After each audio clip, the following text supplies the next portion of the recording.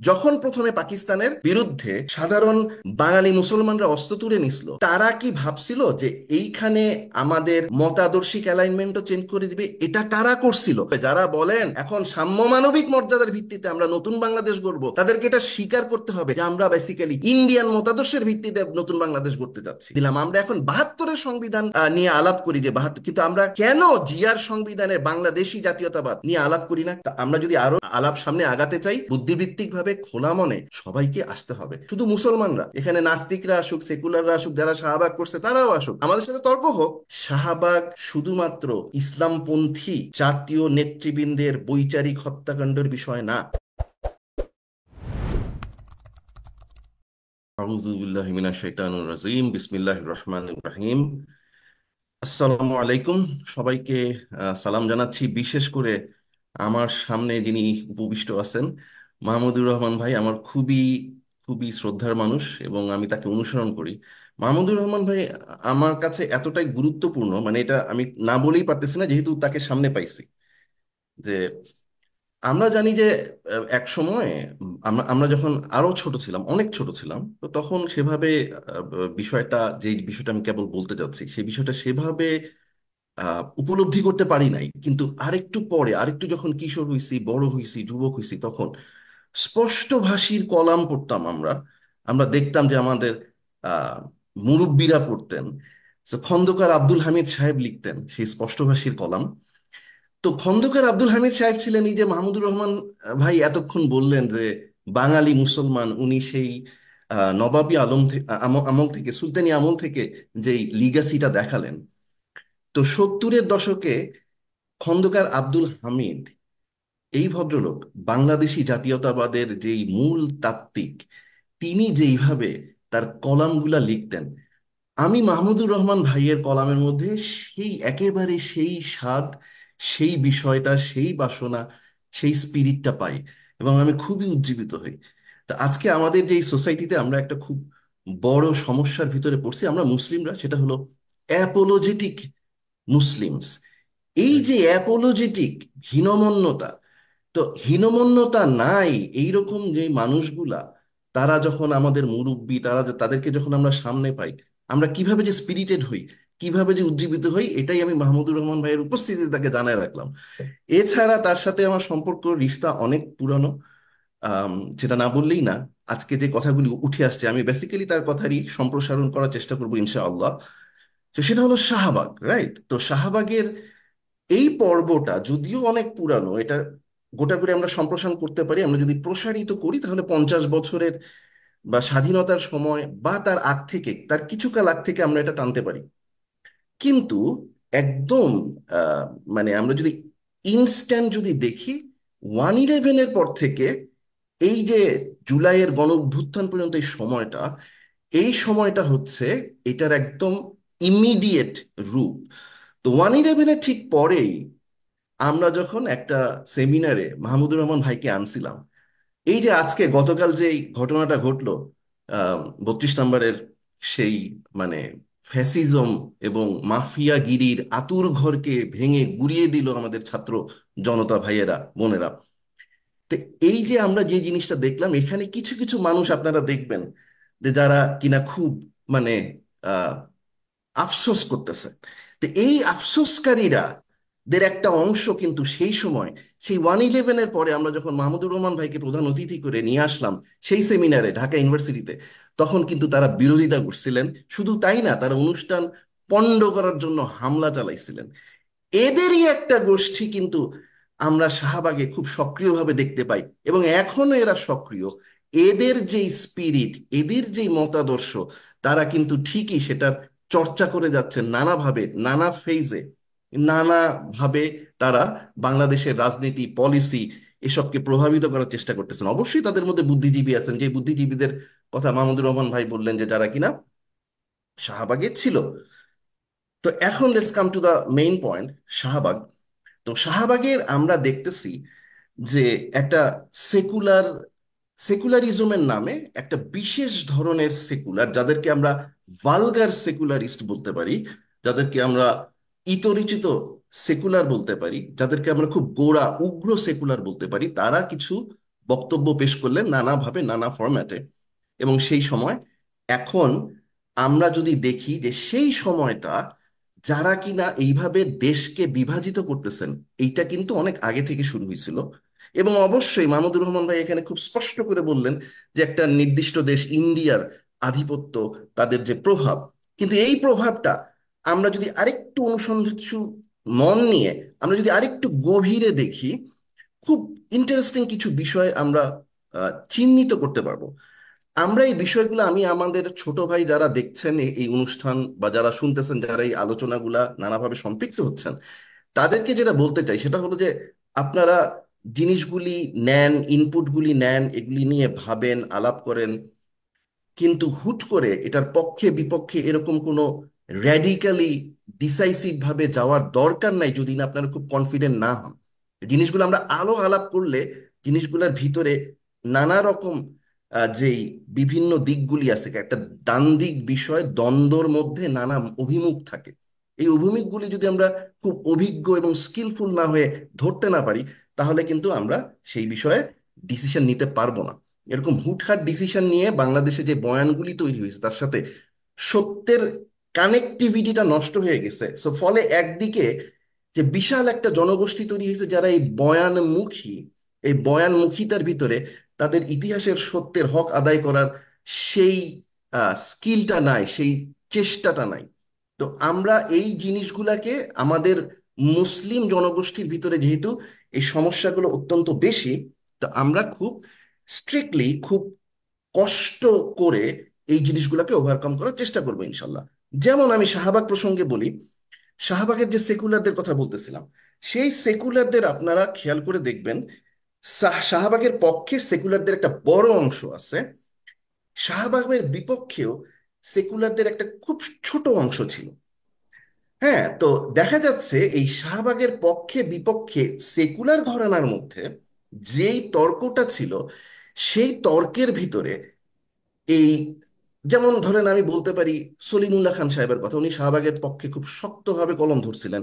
সর্বজন তাদের পত্রিকাটা ছিল, যাদের বিরুদ্ধে আমরা ওই সময় অনেক বুদ্ধিজীবী, তরুণ বুদ্ধিজীবী, আজকে যারা কথা বলছেন, লিখছেন, অনেক ভালো করছেন, তাদেরকে মোবিলাইজ করার চেষ্টা করছিলাম, তাদেরকে বোঝানোর চেষ্টা করছিলাম। উনার বয়ানের ফালক্রাম, ভিত্তিটা ছিল কি? সাম্য মানবিক মর্যাদা। তো এটার বিপরীতে শাহবাগের বিপক্ষে, শাপলার পক্ষে এক ধরনের খুবই ছোট কিছু বাম সেকুলার বুদ্ধিজীবীও ছিলেন, অবশ্যই ছিলেন। এবং এই জিনিসটা আমরা যদি দেখি বাংলাদেশে হেজিমনিক্যাল যে ডিসকোর্সটা, সেটা হলো মার্কসিজম। তো মার্কসিজমের মধ্যে, মার্কসিজম যখন ধর্ম এবং রাষ্ট্রের সম্বন্ধ আলাপ করে, তো যেই টেক্সটটা নিয়ে তারা মানে সামনে রেখে লাইন বাই লাইন যে টেক্সটটা নিয়ে আলাপ করে সেটা হলো অন দ্য জিউইশ কোয়েশ্চেন। এটা মার্কসের একটা লিখা। তো এর মধ্যে মার্কস বলতেছে যে রাষ্ট্র ধর্মকে, এই যে যে তারা যে সম্বন্ধটা করবে, এটা কিসের ভিত্তিতে, কিভাবে হবে, এই যে মানুষের মুক্তি রাষ্ট্র চাচ্ছে, বা জনগণ চাচ্ছে, এবং অ্যাট দ্য সেম টাইম রাজনৈতিক মুক্তি চাচ্ছে, সেটা যখন ধর্ম বনাম রাষ্ট্র এইরকম একটা বিষয় হয়, এবং ধর্মীয় আইডেন্টিটি যখন নিয়ে মানুষ রাজনৈতিক হওয়া শিখে, তখন যে সমস্যাগুলি দাঁড়ায়, সেইটা মার্কস এই অন দ্য জুইশ কোশ্চেনে ইহুদি আইডেন্টিটির পার্সপেক্টিভে আলোচনা করতে যাচ্ছিলেন। তো সেখানে উনি যে আলোচনা করতে গিয়ে ব্রুনো বাউয়ের নামে আরেকজন সমাজতন্ত্রী তাকে ভয়াবহ রকমের আক্রমণ করলেন, বুদ্ধিবৃত্তিক আক্রমণ, এটা মানে শারীরিক আক্রমণ অবশ্যই না।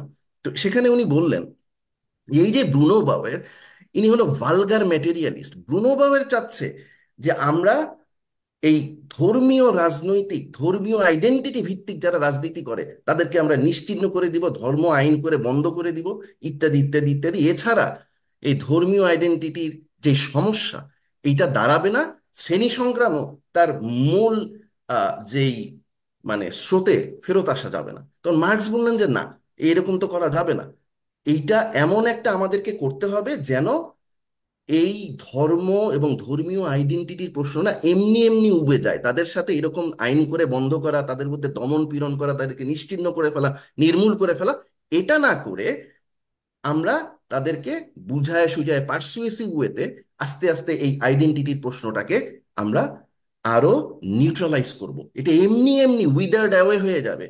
আমরা যখন আম, শ্রেণী সংগ্রামকে আরো বেশি চাগায় দিব, তখন ধর্মীয় আইডেন্টিটির প্রশ্নটা উইদার্ড অ্যাওয়ে হয়ে যাবে। তো এখন দেখা যাচ্ছে, আমরা যদি ভালো মতো দেখি, যে এই যে মানে প্যারেন্টসরা কি করে বাচ্চাদেরকে, হয় তারা খুব মানে এই বেতায়ে বেত দিয়ে পিটায় মেরে তাদেরকে মানুষ করার চেষ্টা করে, অথবা বাবা সোনা চকলেট এসব দিয়ে তাদেরকে মানুষ করার চেষ্টা করে। এই যে মানুষ করার চেষ্টা করা, ডিসিপ্লিন করা, তার নিয়ন্ত্রণে নিয়ে আসা, এটা কিন্তু এই দুই উপায়ই সম্ভব। ঠিক আছে? তো এক উপায় হলো সহিংস, আর আরেক উপায় হলো বাবা সোনা করা। এটাকে বলে ডিসিপ্লিন করা। তো এই ফুকো এই ডিসিপ্লিনারি পাওয়ার নিয়ে অনেক আলোচনা করছেন। তো এখন সেকুলারদের মধ্যে এই দুই ঘরানাই আছে, এবং শাহবাগের পরেও এরা খুবই অ্যাক্টিভ, দুইভাবে অ্যাক্টিভ। তো আমি গতকাল 5ই ফেব্রুয়ারি ছিল, তাই না? তো 5ই ফেব্রুয়ারি এই যে ট্রায়াডিক একটা বিষয়, সাম্য, মানবিক মর্যাদা এবং সামাজিক ন্যায় বিচার, এটা হলো বেসিক্যালি সেকুলারিজমের তিনটা বাহু। সেকুলারিজমের সংজ্ঞা যদি আমি বলি, তাহলে সাম্য, মানবিক মর্যাদা এবং সামাজিক ন্যায় বিচার অবশ্যই আসবে, ফান্ডামেন্টাল উসুল। এটা কিন্তু একদম ডক্ট্রাইনাল। ঠিক আছে? তো দেখবেন, আপনারা দেখবেন যে এই গুড সেকুলার ব্যাড সেকুলার, তো যারা ধর্মকে কেটে মেরে কেটে নির্মূল করে, যেই সেকুলাররা ধর্মকে মানে ধর্মীয় রাজনীতিকে নিয়ন্ত্রণ করতে চায়, তাদেরকে আমরা বলবো ব্যাড সেকুলার। আর যারা বাবাসনা করে মোটামুটি করে মানে অনেক ভা- ভালো মন্দ বুঝায় তাকে নিয়ন্ত্রণ করতে চায়, তারা হলো গুড সেকুলার। তো গুড সেকুলাররা বলতেছে যে বাংলাদেশের স্বাধীনতা এইটা আসলে 72-এর সংবিধান এবং 71-এর সংবিধান এক না, 71-এর স্বাধীনতার ঘোষণা এক না। হ্যাঁ, কিন্তু আমরা যদি দেখি যে এখানে শব্দ এক না, কিন্তু আসলে চিন্তা কিন্তু একই। এবং 72-এর সংবিধানটা হয়েছে কিন্তু 71-এর যেই স্বাধীনতার ঘোষণাপত্রের এই যে সাম্য, মানবিক মর্যাদা, সেটার ভিত্তিতেই। গতকাল 5 তারিখে আমরা যদি আবার দেখি সাম্য, মানবিক মর্যাদা এবং সামাজিক ন্যায় বিচার, এটা ত্রিভুজের তেমন তিনটা বাহু। গতকাল 5 তারিখেও কিন্তু তিনটা ঘটনা ঘটছে। এক হলো শাহবাগের পূর্তি, শাহবাগ আন্দোলন এদিন শুরু হয়েছিল 2013 সালে। আরেকটা হলো আমরা 32 নম্বরে যে ঘটনাটা দেখলাম, আরেকটা ঘটনা ঘটতেছে, এটাকে আমরা শাহবাগের সম্প্রসারণ বলবো। জাতীয় মুক্তিযুদ্ধ অধ্যাদেশ সংশোধনের একটা প্রস্তাব মুক্তিযোদ্ধা মন্ত্রণালয় অন্তর্বর্তীকালীন সরকারের পক্ষ থেকে গতকাল পেশ করা হয়েছে।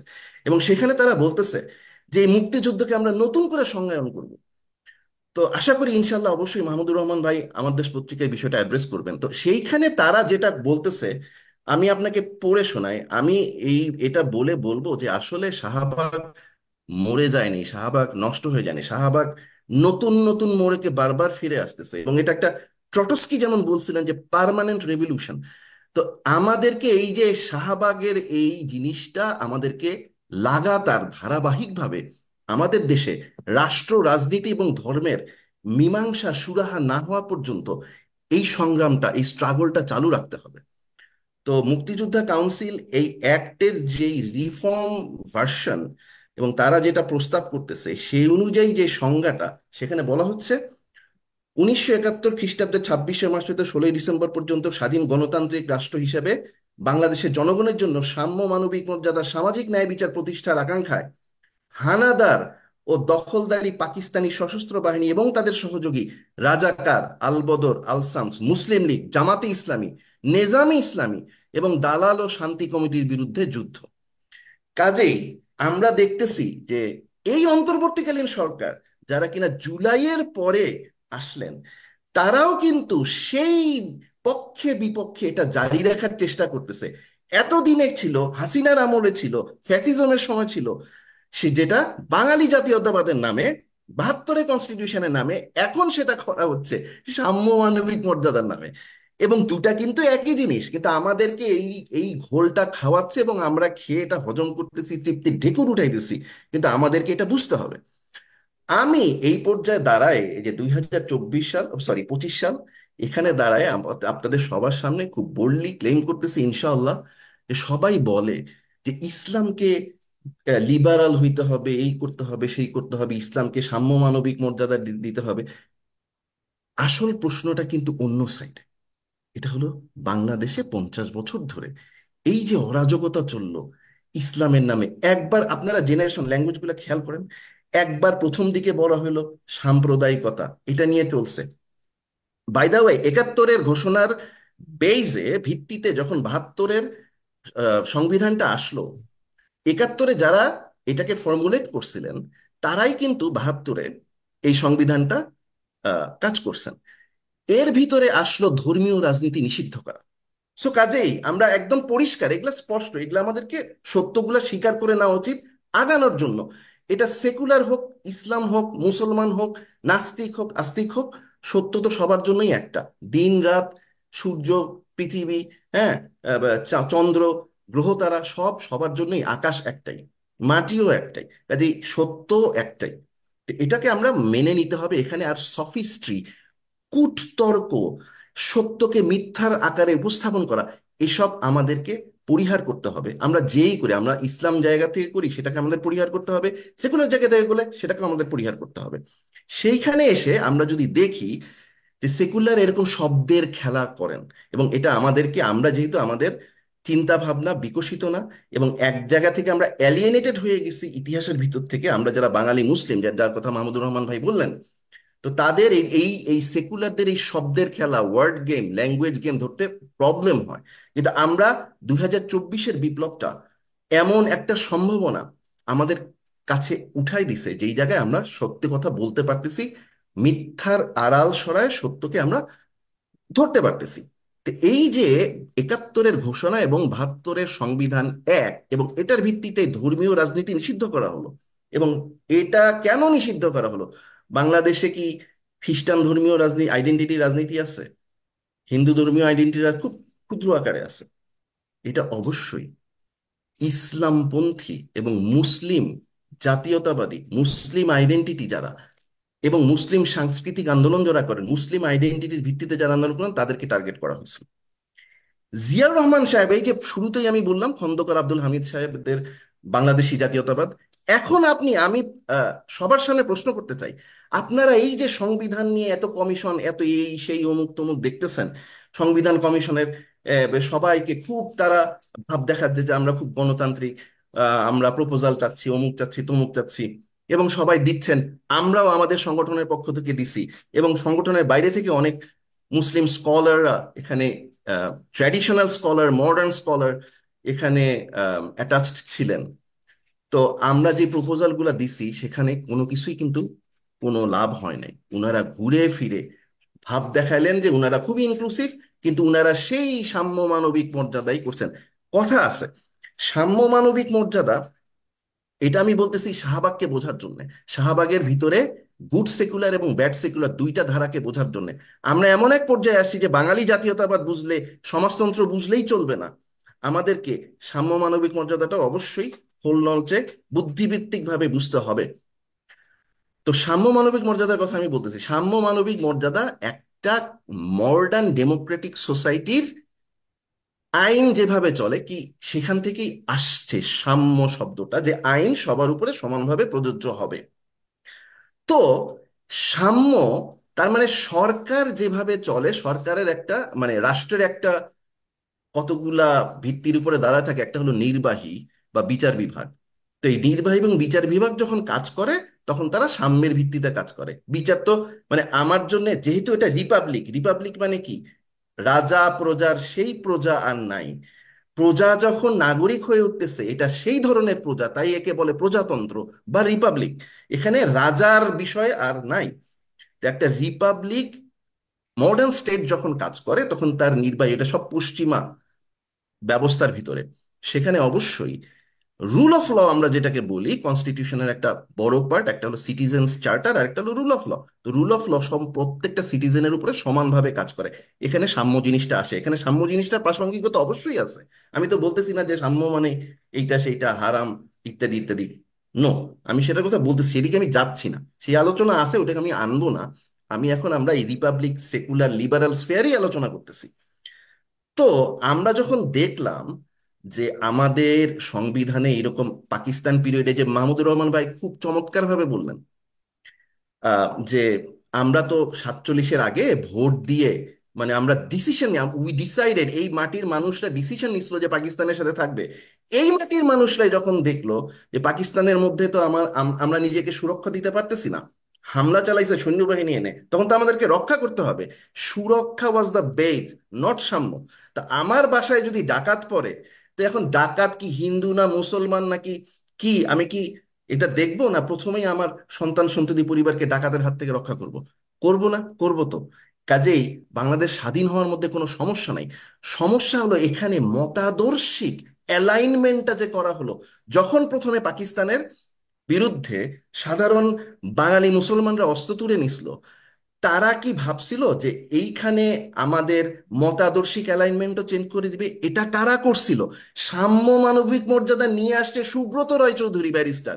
যখন কিনা বাংলাদেশের আওয়ামী লীগের কিছু নেতাকর্মী পালায় গিয়ে মুজিবনগরে গেল, ওই পাশে ভারতে, ওইখানে খুবই ইজিলি অ্যাক্সেসেবল, ঠিক আছে, তো তারা ভারতীয় ভূখণ্ডের মধ্যে আছে। তো সেইখানে সুব্রত রায় চৌধুরীর সাথে ব্যারিস্টার আমিরুল ইসলাম খুব ভালো সম্পর্ক। তো তারা দেখেন, দাদা আমাদেরকে এটা দেখিয়ে দিন। তো দাদাদের তো এই যে শুরু হলো, ওইখান থেকে শুরু ভারতীয় সম্প্রসারণ আধিপত্যের শুরুই হলো সুব্রত রায় চৌধুরীর স্বাধীনতার ঘোষণা ম্যানিপুলেশনের মধ্যে দিয়ে।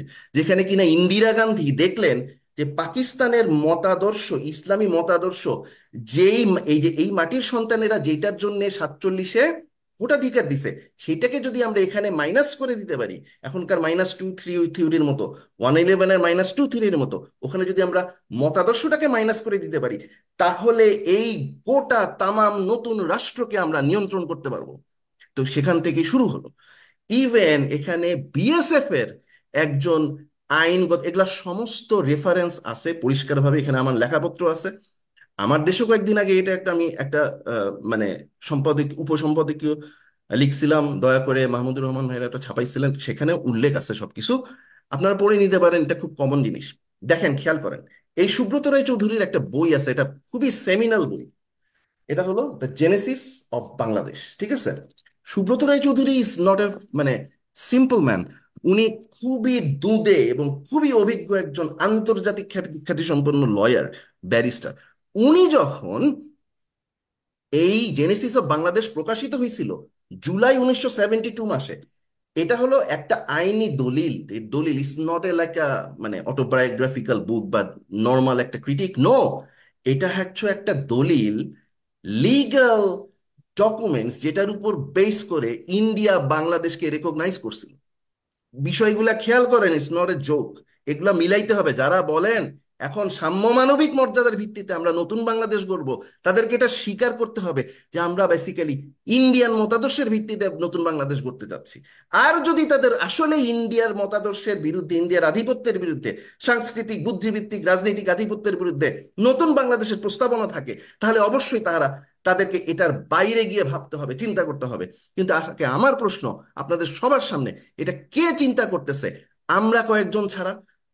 কয়েকদিন আগে আমি মাহমুদুর রহমান ভাইকে কেন এতভাবে এন্ডোর্স করি? এত মেইন স্ট্রিম বুদ্ধিজীবী আছে, এত কেউ আছে, একজনও যেই, সবাই চেপে যাচ্ছে। গায়ত্রী চক্রবর্তী স্পিভাক খুব চমৎকার একটা টার্ম ইউজ করছিলেন পোস্ট কলোনিয়াল স্টাডিজ এর মধ্যে, সেটা ছিল হচ্ছে যে আহ, মানে আরোপিত উপেক্ষা, স্যাংশনড ইগনোরেন্স। যে বুদ্ধিজীবীরা কিভাবে যে জিনিসটাকে তারা ডিল করতে পারে না, সেটা তারা দেখে না। যে চোখের আড়াল, আমি দেখিই নাই। তুমি খুনের সাক্ষী হবে না? হ্যাঁ, খুন কোথায়? খুন আমি তো দেখিই নাই, আমি কিভাবে সাক্ষী দিব? পক্ষে না বিপক্ষে আমি কি বলবো? তো স্যাংশন ইগনোরেন্স করে রাখছিল। স্যাংশন ইগনোরেন্স শুধু মুক্তিযুদ্ধের ইতিহাস না, এই যে সুব্রত রায় চৌধুরীর, এটা তো উনি নিজেই লিখে গেছেন রে ভাই। এই ইতিহাস আমরা উঠাই না কেন? কারণ স্যাংশন ইগনোরেন্স। বাংলাদেশি জাতীয়তাবাদ, মরহুম প্রেসিডেন্ট, শহীদ প্রেসিডেন্ট জিয়াউর রহমান, এই যে যেটা আমি দেখাইলাম, খন্দকার আব্দুল হামিদ সাহেব যে তত্ত্বের জনক, বাংলাদেশি জাতীয়তাবাদের ভিতরে বাংলাদেশের স্বাধীনতার সময় বাংলাদেশের ইসলাম, বাংলাদেশের অমুক তমুক যত ধরনের কনস্টিটিউশনাল বিতর্ক ছিল, চমৎকার সুরাহা হয়েছিল, চমৎকার এক ধরনের নয়া বন্দোবস্ত হয়েছিল সেই শহীদ প্রেসিডেন্ট জিয়াউর রহমানের সংবিধানের সময়। সেই সংবিধান আমরা ভেঙে দিলাম। আমরা এখন 72-এর সংবিধান নিয়ে আলাপ করি, যে 72, কিন্তু আমরা কেন জিয়ার সংবিধানের বাংলাদেশি জাতীয়তাবাদ নিয়ে আলাপ করি না? আমি মাহমুদুর রহমান ভাইকে আবারও অনেক মানে জোরে ধন্যবাদ জানাইতে চাই। শুক্রিয়া, জাজাকাল্লাহ খেরান, আল্লাহ পাক আপনাকে নেক হায়াত দাখিল করুন। উনি কয়েকদিন আগে উনি খুব শক্তভাবে বলছিলেন আল্লাহর উপরে পূর্ণ আস্থা এবং বিশ্বাস। এইটা যদি আমরা সংবিধানের মূল মন্ত্র না আনতে পারি, আমরা যদি সরকার বা আইন মন্ত্রণালয় কিভাবে চলবে, আইন আদালত কিভাবে চলবে, সেইটার একটা নিয়ম, স্ট্যাটিউটারি রুলসকে যদি সংবিধানের মূলনীতি সাম্যকে বসাই বিশেষ উদ্দেশ্যে, সেই উদ্দেশ্য কি? আল্লাহর উপরে পূর্ণ আস্থা এবং বিশ্বাসকে প্রতিস্থাপন করা। সোজা হিসাব, সংবিধান কমিশনে যারা ছিলেন মেম্বার্স থেকে শুরু করে আলী রিয়াজ সাহেব, তারা কেন বাংলাদেশি জাতীয়তাবাদ, আল্লাহর উপরে পূর্ণ আস্থা এবং বিশ্বাস, এগুলাকে মানে নিয়ে কোনো কথাই বলেন? তারা এটাকে বাদ দিছেন। তারা কি করছেন দেখেন চাতুরিটা কোথায়। তারা বলতেছে আমরা তো 72 সংবিধান, সমাজতন্ত্র, বাঙালি জাতীয়তাবাদ, সেকুলারিজম এটা বাদ দিছি, শব্দ বাদ দিছি। সাম্য মানবিক মর্যাদা, মানে সাম্য মানবিক মর্যাদা, সামাজিক ন্যায় বিচার, তিনটা মিলে হয় সেকুলারিজম। ওরা তিনটাকে একটা শব্দে প্রকাশ করা সিনোনিম, সেই সেকুলারিজম বাদ দিছে, কিন্তু ওই তিনটা রেখে দিছে। এই চাতুরি আমাদেরকে এই শাহবাগ পর্যন্ত আনছিল। এই চাতুরি থেকে আমরা যদি মুক্ত না হইতে পারি, তাহলে আমাদের সামনে কোনো ভবিষ্যৎ নাই। আমরা কিছুই করতে পারবো না। আমরা একই লুপ ব্যাক হতে থাকবে। আমরা একই ভিশাস সার্কেলের ভিতরে বারবার বারবার বারবার বারবার পড়তে থাকবো, এবং ওখানেই হুটোপুটি করতে থাকবো। শাহবাগ 1, শাহবাগ 2, শাহবাগ 3, এইভাবে চলতে থাকবে। এখান থেকে আমাদের মুক্তি দরকার। মুক্তি হলে আমাদেরকে বুঝতে হবে যে প্রথমে আমাদের সংবিধানটাকে, এই যে আজকে শাহবাগের রাষ্ট্রকল্প বিষয় আমি বললাম, তো আমি এটাও বললাম যে একটা খবর দিলাম, গতকালকের খবর, যে আগে যেটা বাঙালি জাতীয়তাবাদ, সমাজতন্ত্র, সেকুলারিজমের নামে এই স্বাধীনতার পক্ষে বিপক্ষে এইভাবে ইয়ে করা হতো, এখন সেটা সাম্য মানবিক মর্যাদার নামে হচ্ছে। এগুলো আমরা বলে রাখছি ভাই, বহুত আগে থেকে সবাইকে বলে রাখছি, আমাদের অন রেকর্ড আলোচনা আছে। হ্যাঁ, আমাদেরকে তো মানে আমাদের যেহেতু খুব একটা পরিচয় নাই, আমাদের খুব একটা প্রচার প্রসার নাই আজকের এই দুনিয়ায়, সেহেতু কিন্তু কথাবার্তা যেগুলো আমরা বলবো সেগুলো কিন্তু অনেক পরিশ্রম করে এগুলা বের করে কথাবার্তাগুলো বলতে হচ্ছে। আল্লাহ পাক সেই তৌফিক আমাদেরকে দিচ্ছেন। আল্লাহ পাক আপনারা যেন এটাকে, আমি মানে দ্য মুসলিম মাইন্ডসকে এই জন্য অনেক ধন্যবাদ জানাচ্ছি। মুসলিম মাইন্ডস এতগুলা মনকে এক জায়গায় করতে পারছেন, আল্লাহ পাক তাদেরকে তৌফিক দিচ্ছেন। এটা অত্যন্ত গুরুত্বপূর্ণ। এটা এতটা গুরুত্বপূর্ণ, এই যে আজকে এছাড়া মুসলিম মাইন্ডস ছাড়া কিন্তু মাহমুদুর রহমান ভাইয়ের সাথে আমার দেখাই হইতো না। এদিকে আমাদের রাফান ভাই বসে আছেন, ডাক্তার রাফান, তার সাথে আমাদের দেখাই হতো না। ঠিক আছে, আমার দেখা হইতো না আর কি, এই সুযোগটা যে পাইছি। কিন্তু এই জিনিসগুলো আমাদেরকে সামনে আগায় নিয়ে যেতে হবে, আরো গভীরভাবে পর্যালোচনা করতে হবে। শাহবাগ শুধুমাত্র ইসলামপন্থী জাতীয় নেতৃবৃন্দের বৈচারিক হত্যাকাণ্ডের বিষয় না। শাহবাগ, ওটা তো বটেই, শাহবাগ হলো সাতিমে রসুল যারা ছিল, সমস্ত ধরনের অ্যান্টি ইসলাম, অ্যান্টি মুসলিম যারা, তারা কিন্তু শাহবাগে একত্রে মিলিত হইছে। এটার বিপরীতে শাপলাতেও আমরা সেরকম সক্রিয়তা দেখাইতে পারছি, যার একটা মানে বর্ষার যে ফালা থাকে না, স্পিয়ার হেড, সেই স্পিয়ার হেড ছিল এই আমার দেশ, মাহমুদুর রহমান ভাই। তো উনাকে আমরা আমাদের কাছে পাইছি। কিন্তু আমাদেরকে, যেটা মুসলিম মাইন্ডের কাছে আমার অনুরোধ থাকবে, এই যে নানান ধারার মুসলিমরা, তারা যে, আমরা যে শরিকানা আছে তাই না, আমাদের তো এই রাষ্ট্রের শরিকানা আছে, এই শরিকানা হককে আমাদের আদায় করতে হবে। এটা নিয়ে আরো অনেক ডিটেইল বিষয় আছে। তো আমরা যেই যেই রূপকল্প, রাষ্ট্রকল্প এখন পর্যন্ত পাইছি, শাহবাগ হোক, পোস্ট শাহবাগী হোক, নিউ সেকুলার হোক, কনভেনশনাল সেকুলার হোক, এখন পর্যন্ত বাংলাদেশের হেজিমনিক ভাবে সেকুলাররাই নানা রকম প্রস্তাবনা দিয়ে যাচ্ছে। একটা প্রস্তাবনা আসছিল বাংলাদেশে, ইতিহাসের শহীদ জিয়ার যে প্রস্তাবনাটা ছিল, বাংলাদেশি জাতীয়তাবাদ। এটা ঠিক জাতীয়তাবাদ না, এথনিসিটি এখানে বড় বিষয় না, নাগরিক। তো আমি এটাকে বলি, এভাবে রিফ্রেশ করছি, বাংলাদেশি দেশাত্মবাদ। কারণ জাতীয়তাবাদ নিয়ে অনেকের অনেক ধরনের আপত্তি আছে, কাজে আমরা এটাকে বলি বাংলাদেশি দেশাত্মবাদ। রাষ্ট্রত্ববাদও বলতে পারি। আসলে this is the most authentic republicanism Bangladeshi history has ever produced. ঠিক আছে, এর চেয়েও ভালো কিছু হতে পারে না? পারে। কিন্তু আমরা যেটাকে আমরা পাইছি, সেটাকে কেন এই বে স্যাংশনড ইগনোরেন্স করে আড়াল করে রাখবো, সেটাকে কেন আমরা উপেক্ষা করব? সেটাকে কেন আমরা আলাপ করব না? আজকে সংবিধান কমিশন কেন এই সবকে সম্পূর্ণভাবে উপেক্ষা করছে? এই প্রশ্ন তুলে আমি আপাতত শেষ করতেছি। এসব প্রশ্ন সুরাহা না হওয়া পর্যন্ত আমরা কিন্তু শাহবাগ শাপলা মীমাংসার পরবর্তীতে যেতে পারবো না। আমরা যদি খালি কল্পনা করে নিই যে না না আমাদের আর কোনো দ্বন্দ্ব নাই, না, এটা কংক্রিট বিষয়, কংক্রিট রাজনৈতিক সলিউশন। ন্যাশনাল রিকনসিলিয়েশন হওয়া উচিত ছিল 71-এর পরে, এটাও আমি উল্লেখ করছি বিভিন্ন জায়গায় অনেক আগে থেকে, কিন্তু ন্যাশনাল রিকনসিলিয়েশন হয়নি। বাংলাদেশি জাতীয়তাবাদ ছিল ন্যাশনাল রিকনসিলিয়েশনের একটা রূপ, এটাও আমি আমার একটা 7ই নভেম্বরের আলোচনায় উল্লেখ করছি। তা আমরা যদি আরো মানে আলাপ সামনে আগাতে চাই, বুদ্ধিবৃত্তিকভাবে খোলা মনে সবাইকে আসতে হবে। শুধু মুসলমানরা, এখানে নাস্তিকরা আসুক, সেকুলাররা আসুক, যারা শাহবাগ করছে তারাও আসুক, বলুক, আমাদের সাথে তর্ক হোক, তাই না? খোলা মনে তর্ক করি, ইনশাআল্লাহ সামনে আমাদের খুব ভালো দিন আসবে। আমি আমাদের মুরব্বীদের কাছে সবার কাছে দোয়া চাই। অনেক ধন্যবাদ দ্য মুসলিম মাইন্ডসকে। আসসালামু আলাইকুম রহমতুল্লাহ। আমি শেষ করছি।